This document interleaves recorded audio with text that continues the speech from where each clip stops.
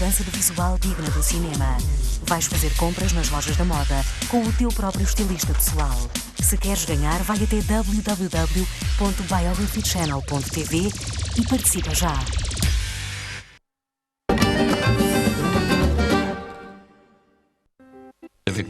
Num certo sentido, foram os vitorianos quem inventou o amor romântico.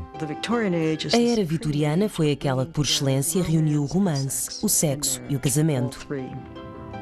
Quanto mais lemos estes diários e cartas, mais nos apercebemos da paixão que os movia. Foram os primeiros a enviar cartões do Dia dos Namorados e a usar vestidos de noiva brancos. O amor romântico, tal como o conhecemos, é uma criação sua. Mas sob a capa do recato ardia um segredo amoroso. A seguir, em Crónicas de Amor, a paixão desenfreada do amor na época vitoriana.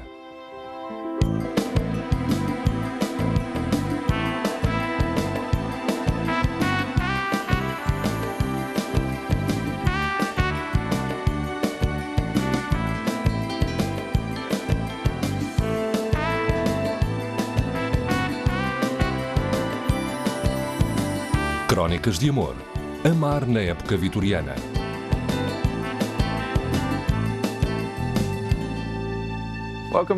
Bem-vindos às Crónicas de Amor. Eu sou o John Corbett. Vemos os vitorianos, os nossos aparentemente enfadonhos antepassados do século XIX, como virtuosos, púdicos e sexualmente reprimidos. Mas essa não é a história verdadeira. As vidas dos vitorianos estavam repletas de paixões proibidas, ousados casos amorosos, e foi neste período que se assistiu ao desabrochar do romance moderno. Os despojos vitorianos. Nunca houve uma cultura mais obcecada com o amor, celebrando o amor, cantando as glórias do amor, em particular no casamento. Foi de facto no período vitoriano que o amor romântico floresceu, tanto na literatura popular como na cultura em geral. E a sua proeminência e generalização fez do amor romântico um luxo acessível. No início da era vitoriana, o amor romântico era algo raro. Desde há séculos que os casamentos eram pré-combinados por outras razões. O amor, particularmente entre as classes altas, era quase visto como uma transação comercial, um jogo de interesses. Isto era sobretudo verdade entre os aristocratas. Havia preocupações dinásticas em juntar as fortunas certas e as filiações políticas certas. Não se casava com uma cara bonita, com uma personalidade marcante. Casava-se com um dote. Casava-se por dinheiro e por estatuto social. Mesmo entre as classes médias, era frequente verificar-se uma certa prudência económica relativamente ao namoro e ao casamento. A julgar pelos meus pais, duvido que na era vitoriana soubessem o significado do verdadeiro amor. A Revolução Industrial veio, no entanto, ocasionar uma reviravolta social que começou a romper com o controle parental sobre o casamento.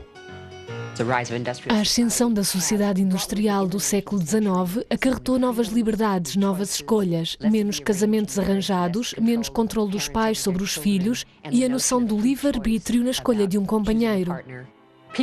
Pessoas que até então não eram ninguém na sociedade enriquecem subitamente e ficam em posição de poder imitar os ricos, mas também de criticar as coisas de que não gostavam. A classe média via os ricos como pessoas dissolutas e uma das maneiras de expressarem a sua censura foi começarem a casar mais por amor e menos por dinheiro. Isso é visível nos casamentos da época. No século XIX, os casamentos eram muito românticos. As noivas usavam belos vestidos, flores. E esta apologia dos corações alvoroçados conquistou a adesão das massas graças à popularidade crescente do romance vitoriano. Quando lemos romances vitorianos, é fácil ficarmos com a impressão de que a coisa mais importante do mundo era o namoro e o casamento. Considero-me supremamente bem-aventurada para além daquilo que a linguagem pode exprimir. Mulher alguma esteve mais próxima do seu companheiro do que eu, cada vez mais osso do seu osso e carne da sua carne.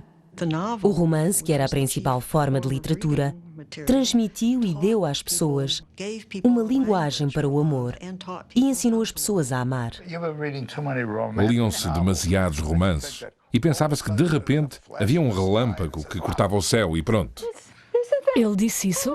Foi exatamente assim que aconteceu. Os casais apaixonados passaram a acumular-se de cartas apaixonadas, cheias com a linguagem dos romances que tinham lido.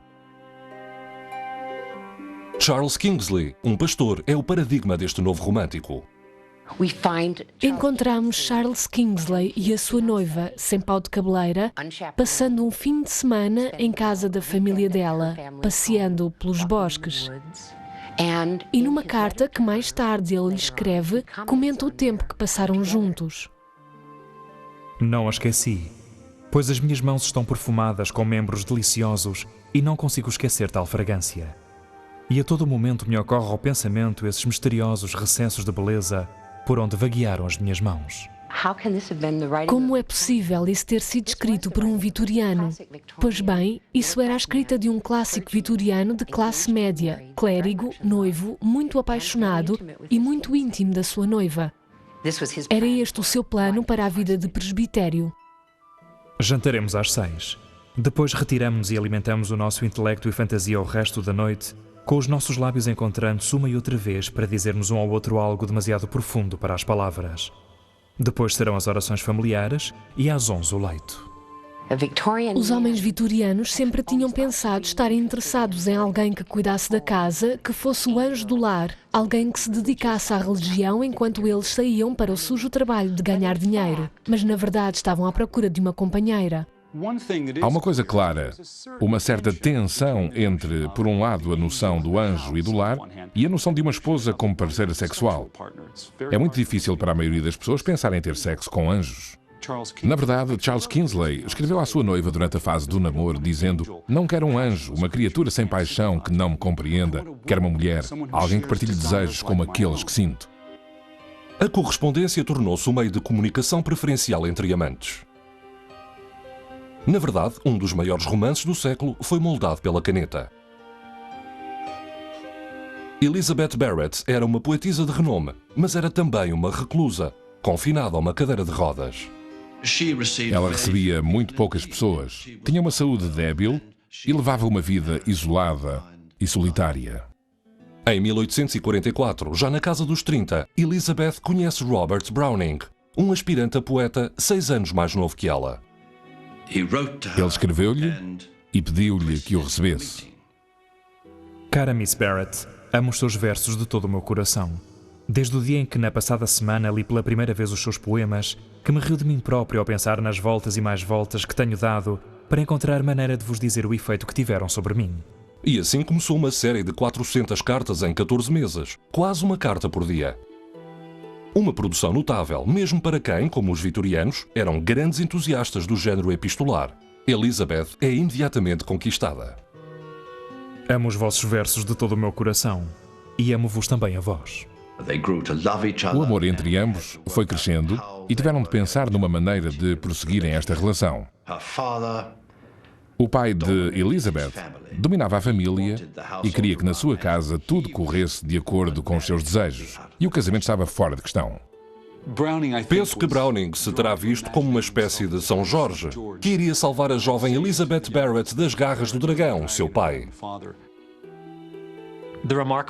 O que há de notável no romance entre Elizabeth Barron e Robert Browning é ilustrar o florescimento do desejo profundo pelo amor romântico, apesar dos enormes obstáculos existentes no período vitoriano.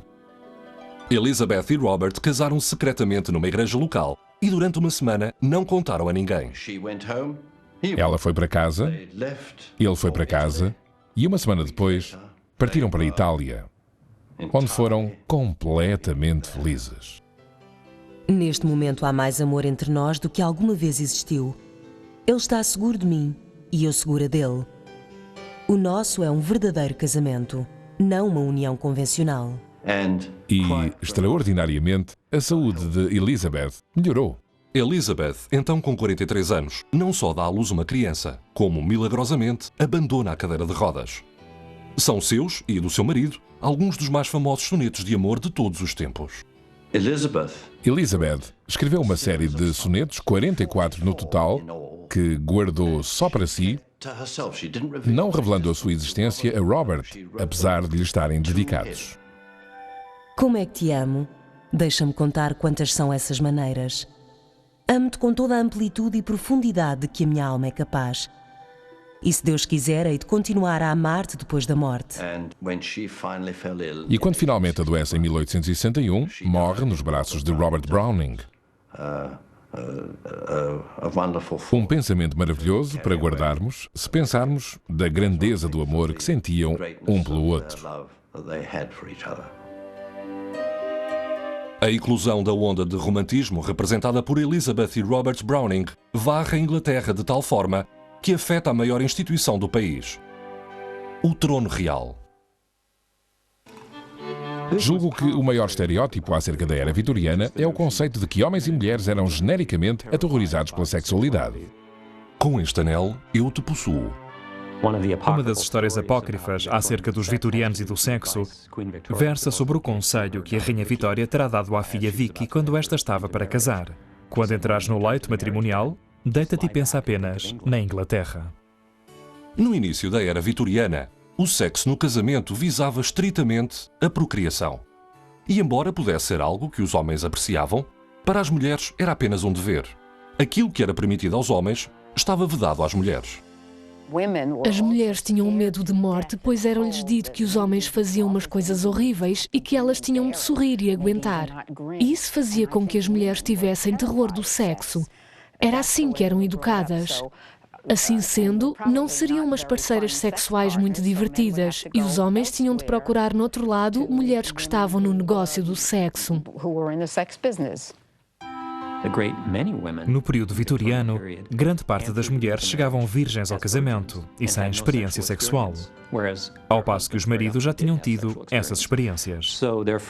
Partiam, portanto, para as suas primeiras experiências sexuais numa situação desigual, experiências marcadas pela ansiedade e alguma ignorância. Para muitas mulheres vitorianas, os primeiros meses, se não anos, do casamento eram tempos de disfunção sexual. E este estereótipo era encorajado pelas autoridades médicas vitorianas, que diziam que quanto mais educada, refinada e aristocrata fosse a mulher, menos sexualmente estimulável e menos ardente seria. Ou seja, parte do mito acerca da frigidez feminina vitoriana está relacionada com uma ideia machista, segundo a qual a paixão sexual era imprópria de uma mulher instruída e refinada. Todavia, a dinâmica sexual estava prestes a mudar, sob o reinado de uma monarca cuja austeridade se tornaria lendária. Durante 64 anos, a Rainha Vitória define a era a que preside. Mas, embora exteriormente modesta e desapaixonada, a rainha que simbolizava o pudor tinha uma vida secreta. Quando era nova, usava vestidos decotados e há dela alguns belos retratos. Vitória tinha apenas 18 anos quando subiu ao trono, em 1834. Com um cortejo de príncipes europeus a disputar a sua mão, os seus conselheiros procuravam a melhor união política. Mas é Vitória quem acaba por escolher o seu primo alemão, o príncipe Alberto. Albert é francamente encantador e extraordinariamente bem parecido. Uns olhos azuis belíssimos, um nariz perfeito e uma boca encantadora. Uma bela figura. Ombros largos e cintura fina. O meu coração bate acelerado. Não há melhor maneira de desmontar o mito de que Vitória era o protótipo da vitoriana púdica do que ler alguns dos seus diários nos quais descreve o seu amor por Alberto. Abraçámo-nos vezes sem fim e ele foi tão gentil, tão afetuoso. Sentir que era e sou amada por um anjo como Alberto era uma delícia demasiadamente grande para que a possa descrever. Vitória torna-se a primeira rainha inglesa a casar por amor e não por interesse. Falem com o marido da Rainha Vitória e ele diz-lhes tudo acerca do amor na era vitoriana. Quando se é Rainha de Inglaterra, o nosso companheiro no matrimónio não é apenas um assunto pessoal, mas Vitória e Alberto conseguiram ultrapassar as contingências políticas da sua situação. O invulgar na sua relação era o profundo afeto e mesmo paixão que se desenvolveu entre ambos depois de casarem e que se transformou em amor profundo e admiração mútua. A Rainha Vitória tornou-se assim um testemunho da ideia cada vez mais aceite de que o casamento era um paraíso para o amor, o romance e a felicidade. Os súbditos de Vitória nada sabiam da sua vida amorosa, cujos segredos foram ocultados até à recente divulgação dos seus diários privados. Como poderei alguma vez expressar a minha gratidão por ter um marido assim? Quando Alberto morreu, o sofrimento da rainha, então com 42 anos, foi tão profundo que toda a Inglaterra sofreu com ela. Nunca mais, enquanto viveu, Vitória deixou de se vestir de negro. Não há qualquer dúvida de que, quando Alberto morreu, ainda na casa dos 40 anos, a rainha ficou absolutamente devastada e, durante anos, retirou-se da vida pública. Em certo sentido, a família real era uma extensão da família de classe média vitoriana. Foi por este motivo que a morte de Alberto foi tão sentida pela população e que Vitória continuou a honrar o seu nome e a memória do seu casamento durante toda a sua vida. Durante o reinado de Vitória, o amor floresceu e o sexo passou a ser consentido, claro está, dentro do casamento. E este conceito foi abraçado com uma paixão recém-encontrada. Genericamente, nos casamentos vitorianos, considerava-se que o sexo tinha um papel muito importante e pode verificar-se isto na literatura médica da época. Os médicos sublinhavam que uma sexualidade saudável fazia parte de um casamento saudável e incitavam a que tal se aplicasse igualmente a homens e mulheres. O primeiro estudo sobre sexo dos tempos modernos foi conduzido na década de 1890 e nele, 45 mulheres de classe média respondem com uma franqueza surpreendente. O que é surpreendente é que todas elas deixaram muito claro que o prazer sexual é uma parte central da sua vida matrimonial. Falavam muito abertamente, por exemplo, sobre a frequência com que tinham orgasmos e sobre o tipo de satisfação que extraíam da sexualidade no casamento. E esta franqueza sobre assuntos de amor erótico e da vida de casada é algo que considero muito valioso e que devemos ter em mente quando se lida com este estereótipo da mulher vitoriana frígida ou desprovida de receptividade sexual. Exteriormente havia muitas regras às quais a maioria das pessoas se vergava, mas posso garantir-lhe que na intimidade das suas casas, apartamentos ou onde fosse, outra coisa se passava. Os diários de uma dona de casa americana de classe média, Mabel Loomis Todd, são um fantástico exemplo de como as mulheres vitorianas utilizavam códigos e eufemismos para falarem da sua vida erótica. Para indicar que tinham tido relações, Mabel utilizava o símbolo cardinal e a letra O, entre parênteses, a seguir ao cardinal, para indicar que tiveram um orgasmo. Mas uma das frases do seu diário que eu prefiro é aquela em que diz que ela e David experimentaram um pouco do paraíso depois de jantar. É muito interessante lermos cartas privadas, porque em cartas entre maridos e mulheres é frequente depararmos com referências a noites de alegria, felicidade e prazer. Às vezes bastante explícitas, mas isso era algo muito privado do qual nunca se falava publicamente. Não se conversava sobre isso com as amigas ou com a mãe. Eram coisas muito privadas. O sexo por prazer era um novo e bem-vindo conceito nos casamentos. Mas fora do casamento, o sexo era uma história diferente. Na era vitoriana, existia um conflito constante entre paixões privadas e aparência pública. E para mascarar o fogo interior de uma pessoa e afastar a luxúria de outras, a moda tinha um papel repressivo. O vestuário era então a primeira linha de defesa. No calor da moda. Antes de aparecer em público, uma dama vitoriana tinha de travar uma luta com o seu próprio corpo. Vestir-se demorava mais de 1 hora e exigia os esforços de 2 pessoas. Aos corpetes cingidos seguiam-se até 7 camadas de roupa. Receavam-se as pulsões corporais tão fortes e difíceis de controlar, mas por ser essencial controlá-las, era necessário um regime, uma constante autodisciplina para obter esse controlo.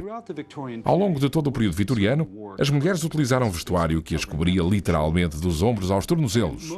E as variações da moda limitavam-se a moldar a silhueta com cinturas finas e ombros mais ou menos largos.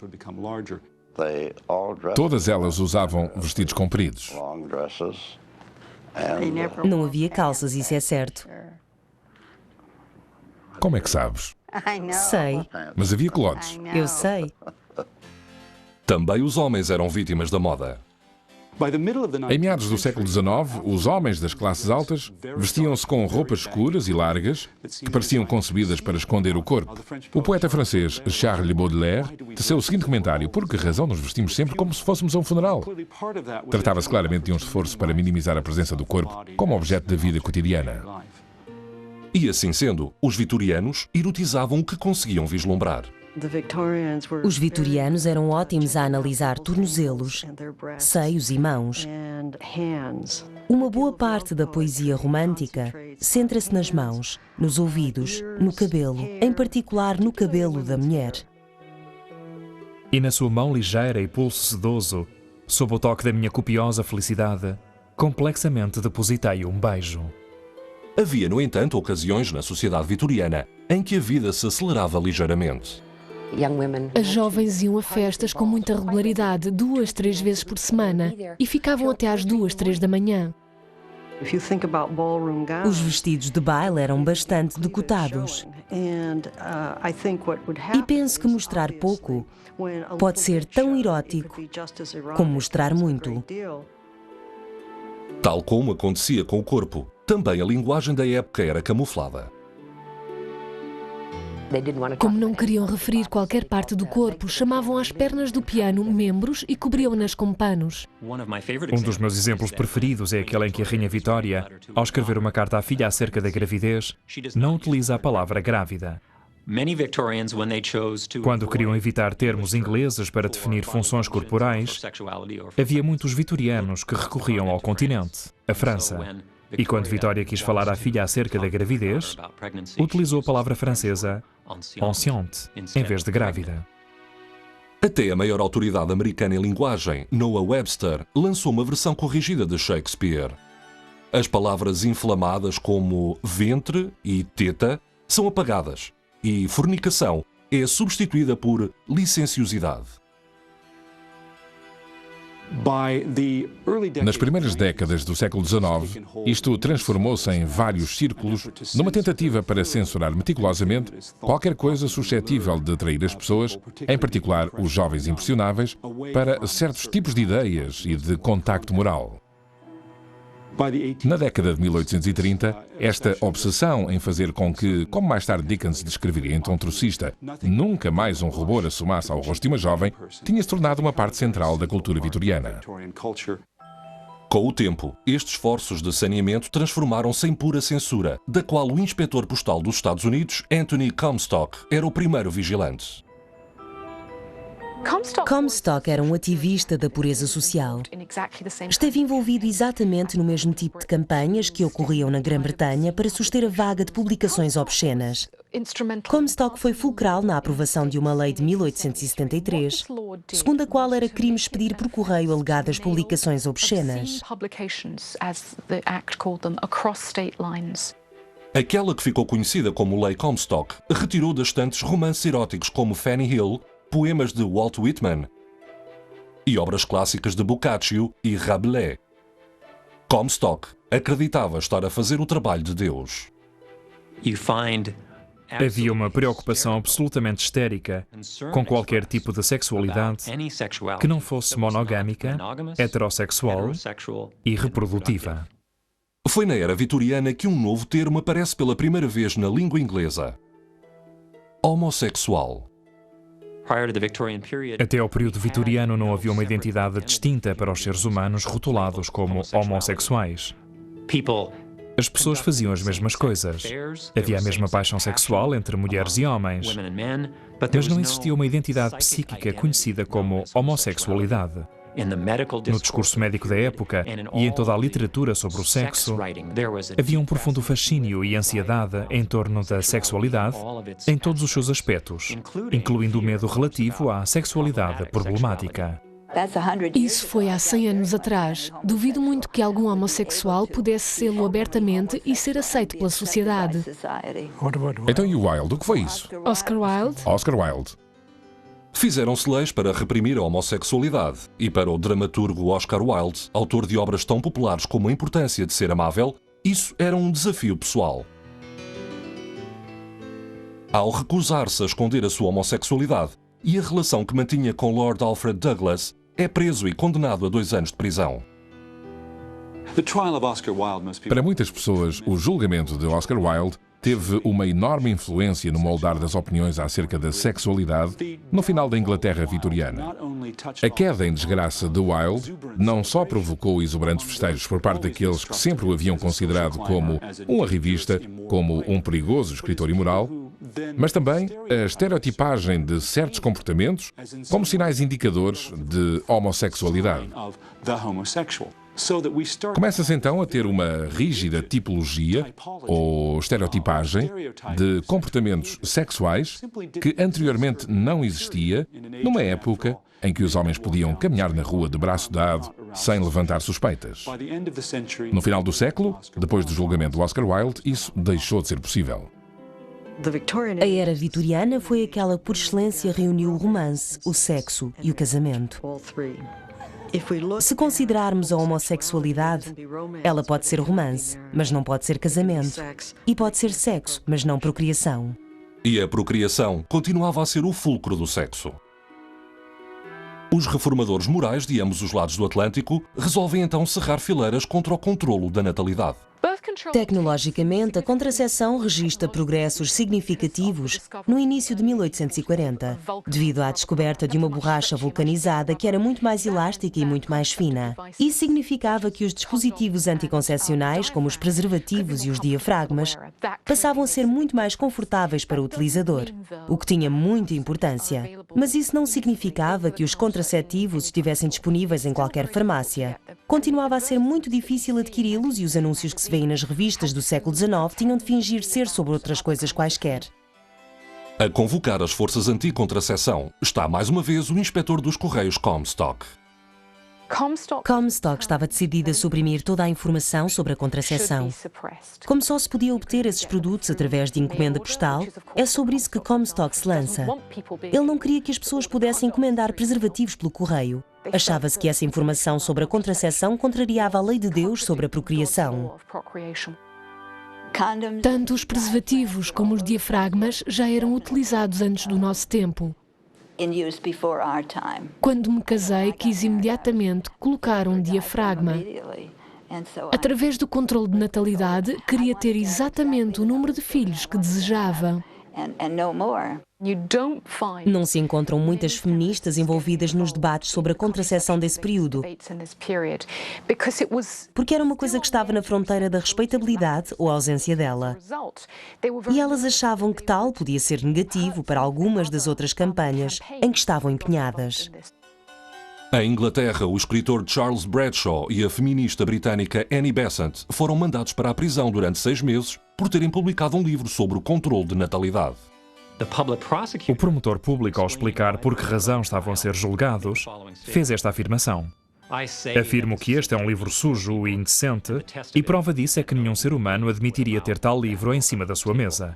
Nenhum marido inglês decentemente educado permitiria que a sua mulher o tivesse. Claro que o julgamento teve o efeito que tem a maioria dos julgamentos. Aquilo que teria passado como um panfleto clandestino rapidamente se tornou um best-seller vitoriano, vendendo cerca de 200.000 exemplares em 3 anos. Mas apesar da proibição da informação sobre métodos anticoncepcionais, a mensagem pareceu ter passado. A família de classe média começa a reduzir-se significativamente entre 1870 e 1880. E como a fertilidade não se alterou, deduz-se que as pessoas estariam a utilizar algum método de contracepção. Lenta e cuidadosamente, as pessoas começaram a falar destes assuntos em público. O alargamento do fosso entre moralistas e vitorianos progressistas transformou-se num conflito que viria a dar origem a uma aliança improvável. Depois das feministas terem dado o braço às prostitutas, o amor na era vitoriana nunca mais seria o mesmo. Vícios e homens. A era vitoriana coincidiu com a Revolução Industrial e com a grande migração para as cidades. E a vida urbana colocou um desafio à sensibilidade vitoriana. A cidade era não só um local de excitação e dinheiro, mas também um lugar de vício e degradação. O local onde o crime parecia acontecer, onde os segredos podiam ser guardados. Aqui, o sexo tinha um outro rosto. Apesar do nosso estereótipo da cultura vitoriana como profundamente repressiva, há o facto incontornável da prostituição no período vitoriano ser mais visível do que jamais fora. Destinava-se aos homens, em particular aos solteiros, e era considerada como algo que tinha de ser tolerado, uma espécie de pulsão animal, apesar das pessoas a censurarem como sendo uma fraqueza moral. Tratava-se de um enorme paradoxo. Cumprimentava-se com uma vénia e depois ia-se ao bordel do bairro. E era um mercado próspero.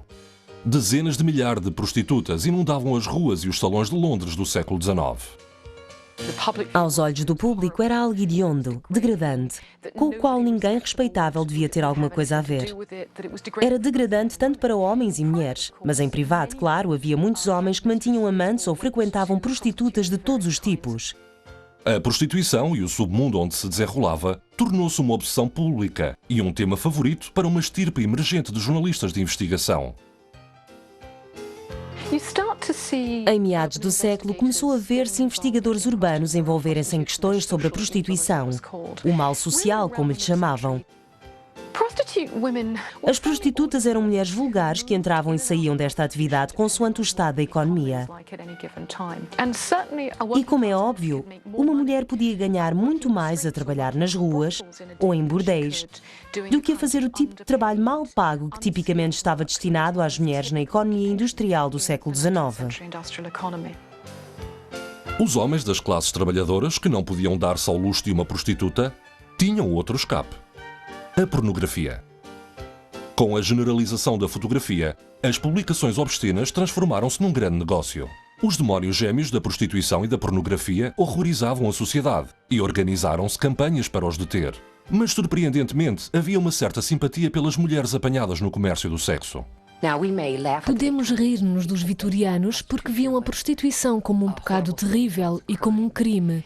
Mas tinham também uma grande compaixão pelas mulheres que tinham de vender o corpo para ganhar a vida.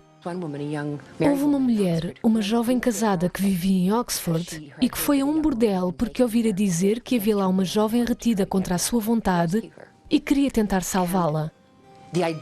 A ideia de uma mulher casada, vitoriana, atrever-se a entrar num lugar que considerava criminoso e imoral, sugeriu-me que os vitorianos não eram tão antissexo como eu achava. Mulheres de todas as classes sociais dedicaram-se à causa do salvamento de prostitutas. Não podemos ignorar estas coisas porque, em verdade, não podemos fazer o trabalho que temos de fazer neste mundo se negarmos os factos da vida que envolvem estas pobres e desesperadas pessoas. E também os homens viam a conversão destas mulheres como uma nobre missão. Havia um número considerável de pessoas apostadas em tentar pessoalmente emendar as prostitutas. Uma delas era nada mais nada menos do que o primeiro-ministro da última fase desse período, William Gladstone, que costumava dar passeios noturnos pelo centro de Londres em busca de prostitutas que pudesse reconverter. Ele andava pelas ruas de noite e conversava com as prostitutas tentando convencê-las a deixar aquela vida e a irem para um abrigo. Mas, para não destoar do seu tempo, Gladstone padecia de alguns conflitos sexuais. Aquilo que veio a lume nas 2 últimas décadas é que o próprio Gladstone tinha sentimentos concupiscentes para com as prostitutas e autoflagelava-se para se castigar. Não podia admitir desejar aquilo que não podia desejar e, para conter esse desejo, autoflagelava-se. Mas nem todos os membros da classe dirigente sentiam esta mesma simpatia. Receando que as doenças venéreas devastassem o exército, o Parlamento debruçou sobre o assunto. Na década de 1860 foi ostensivamente aprovada uma famosa série de leis conhecidas como Leis das Doenças Contagiosas, que visavam impedir o alastramento das doenças sexuais entre as Forças Armadas Britânicas. Estas leis autorizavam a polícia a prender as mulheres suspeitas de praticarem a prostituição até um período de 6 meses sem serem julgadas. No entanto, os homens envolvidos com as prostitutas não recebiam qualquer tipo de penalização. As leis das doenças contagiosas legitimavam a discriminação. Ou seja, as prostitutas eram examinadas, mas os homens não. As prostitutas eram presas caso tivessem doenças venéreas e internadas em hospitais especiais designados por hospitais-prisão. Mas esta estratégia repressiva acabou por despolutar uma revolução social. As repercussões políticas foram imensas. Houve várias organizações feministas, de trabalhadores e mesmo de ativistas da pureza social que ficaram horrorizadas com estas leis e que começaram a manifestar-se sem mostrarem sinais de ceder. Este movimento era liderado pela ativista Josephine Butler. Ela era uma mulher profundamente religiosa, casada com um clérigo. Abriu um abrigo para prostitutas, era uma oradora fabulosa. Uma mulher muito bela, com muito carisma. Josephine Butler e os seus seguidores apareceram no local onde um dos homens responsáveis por estas leis esperava ser eleito. Interromperam a reunião, exigiram saber qual era a sua posição sobre o assunto e ele acabou por não ser eleito. As mulheres faziam campanha contra a discriminação entre homens e mulheres para mostrarem que queriam um único padrão de moralidade pessoal e sexual. Foi, sob muitos aspectos, o mais importante movimento feminino do século XIX, porque foi a primeira vez que se discutiu publicamente o sexo, a discriminação sexual, e a primeira vez que as mulheres discutiram em público assuntos controversos.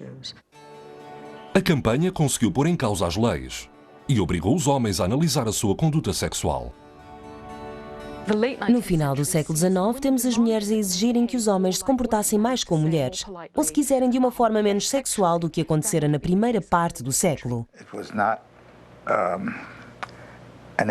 Não foi, de modo algum, uma era de liberdade.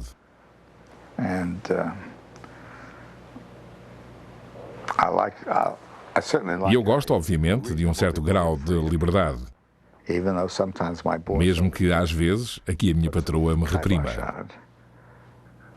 É a primeira vez que se referem a mim como patroa.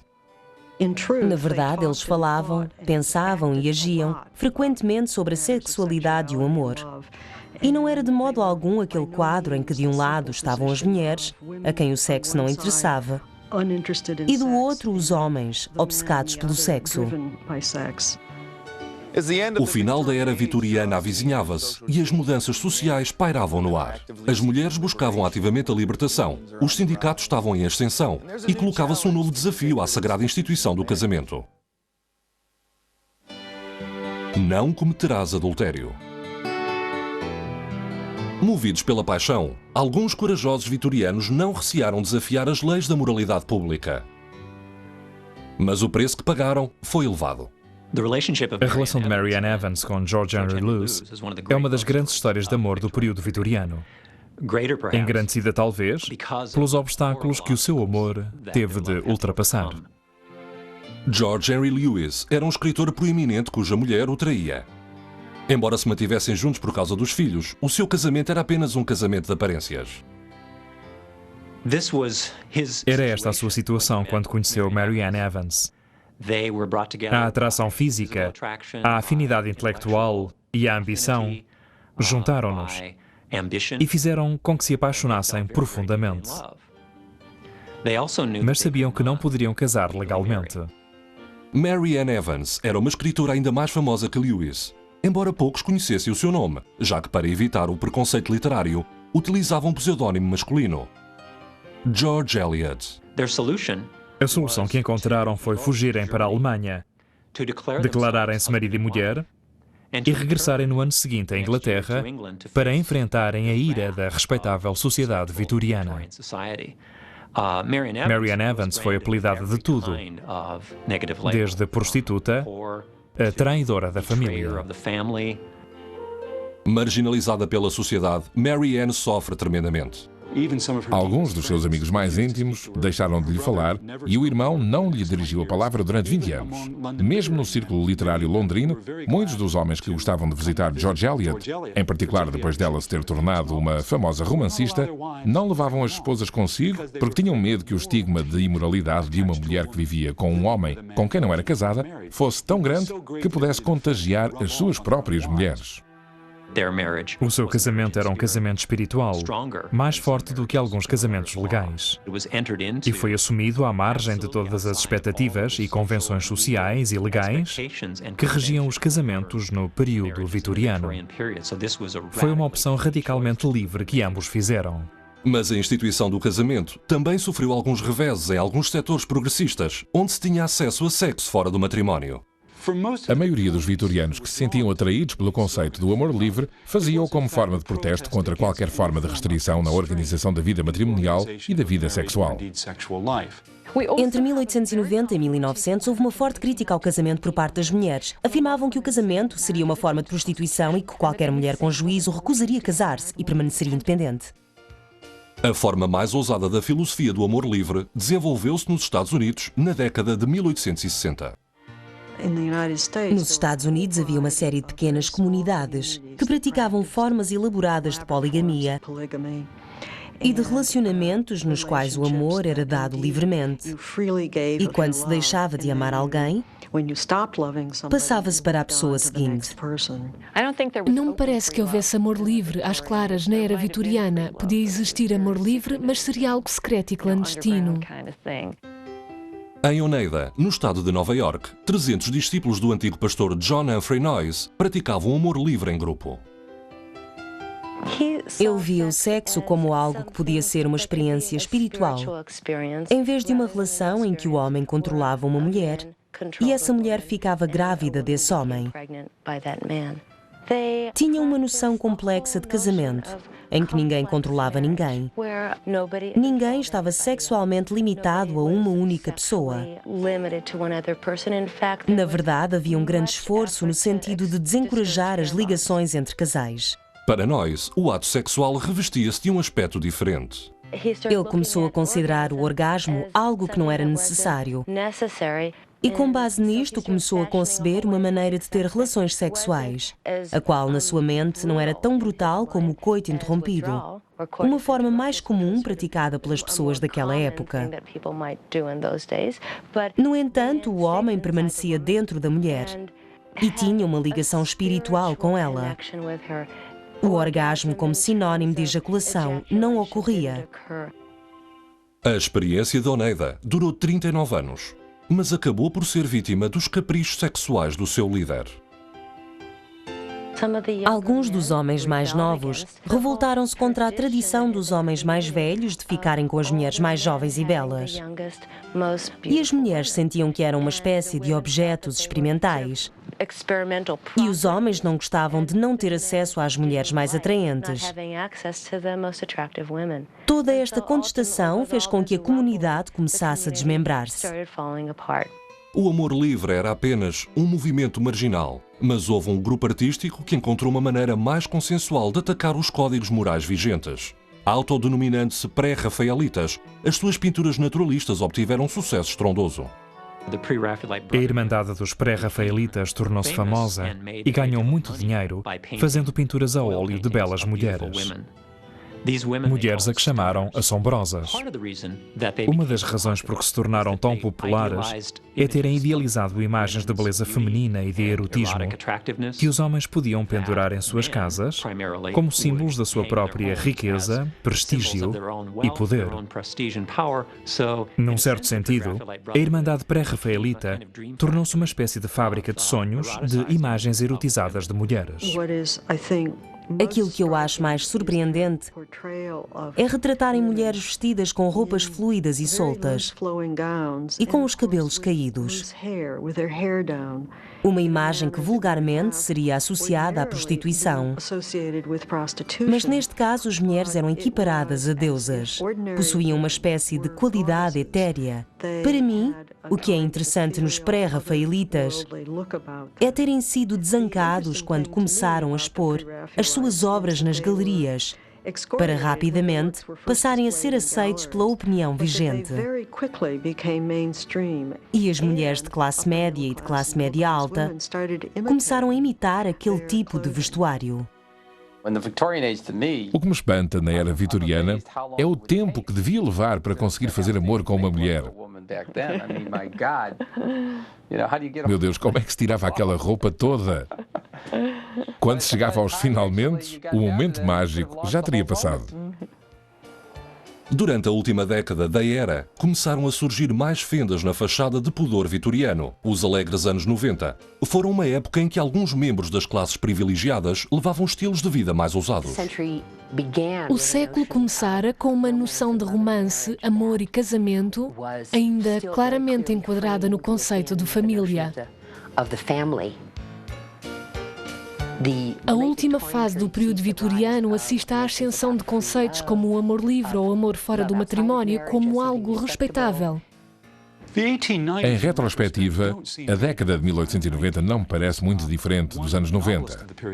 Um romancista da época utilizou a expressão anarquia sexual para descrever o que se passava na década de 1880 e 1890.